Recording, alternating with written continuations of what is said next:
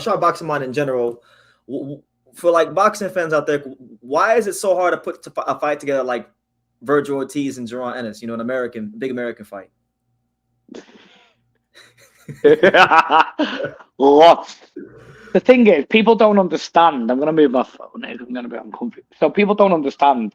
Yep. There's a lot of, you know, when like I hate it when fighters go sign the contract. It's like Kim Moten shouting it at Georgie Vizzoli. Yeah, like, mate, you're with Mayweather Promotions. They don't even have shows. So like, how can you say sign the contract? Like, shut the fuck up, you little dickhead. You don't even make weight. like you don't. Like, shut up. What does a contract mean to you anyway? You're not going to meet the contracted weight. So, like, I hate that shit. It's fucking stupid. But to do a of that magnitude, it can, even from a commercial viewpoint, it's so complicated. My ADHD can't even hack it.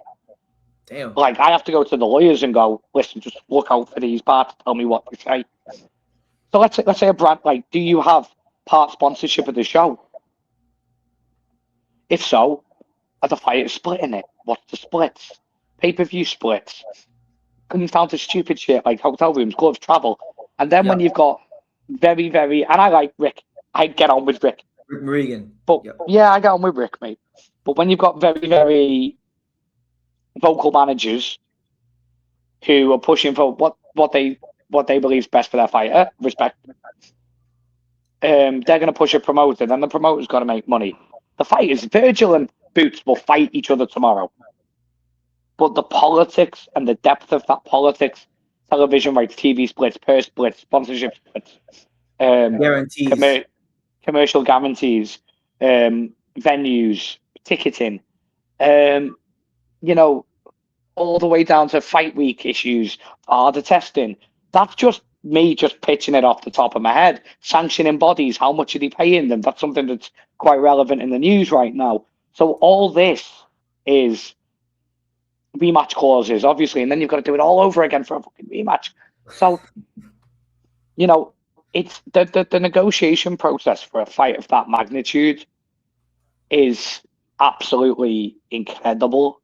There's some great lawyers out there in this sport, like Alex Dombroff, like Jeremy Kogel, you know, who deal with those, you know, high level, Noman Ali, another one, you know, who deal with that high level of, you know, negotiations. But it's very, very complicated. And Sean Palmer over in Matchroom, he must, I don't really know Sean that well, but Sean must do a fantastic job because, you know, it's a lot of work what you have to go through for these level of events. So it's something I'm not at that level yet. I'm getting there, but I'm not right there yet. So that's why these fights get held up, because of complications. It's not the fighters. The fighters don't care. Fighters will fight. Yeah, it's outside the ring. Yeah. You'll tell me Virgil won't fight Boots or Boots won't fight Virgil. That's bollocks. But it's politics and it's contract politics, and it's very, very, very complicated. And if a lot of people tuned out when I was talking about that, I don't blame them.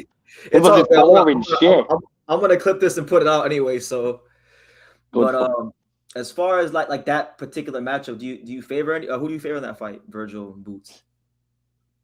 I like Boots for that fight. I think stylistically, I like Boots. But don't expect that. I wouldn't be surprised if the thing is with Virgil, it's going to be going down the hill, a lot of punches. Typical Garcia fighter. Shout out to Robert, great fella. You know, with typical Garcia fighter. So you know what you're getting. But I think Boots was always big for 47 anyway. Oh, I think Boots was going to be a 54 at some point anyway. So I don't think the physical strength is going to play that much of a factor. If Boots can negate that as well, which leaves him right there to pick off. Virgil. Virgil, yeah. So great fight though, great fight. I won't be surprised if Virgil win, but that's why we love boxing, because we love these 50-50 fights that you can't pick a winner. Correct. Yeah. It's one of those fights that really needs to happen for American boxing, because I make this joke, Chris. I'm like, if these guys can't get the deal done for their fight, then they're going to look up one day and Xander Zayas is just going to have all the titles because Peter Khan's just moving them quick. Peter Khan's another great manager. Yeah, absolutely. and and Top Rank built Xander into a star. Great job, they have. The kid is a star. He looks like a star. Carries himself like a star. He's got a bit of an aura about him, and Yeah. lovely, lovely kid too. And good luck to him. Javier How Santana too. Great coach. Good coach. how good do you think Xander is? Because a lot of box fans say, well, like Xander's had an easy path to become unified champion. You know, they don't think he could hang with the guys like Boots and Virgil and those kind of guys.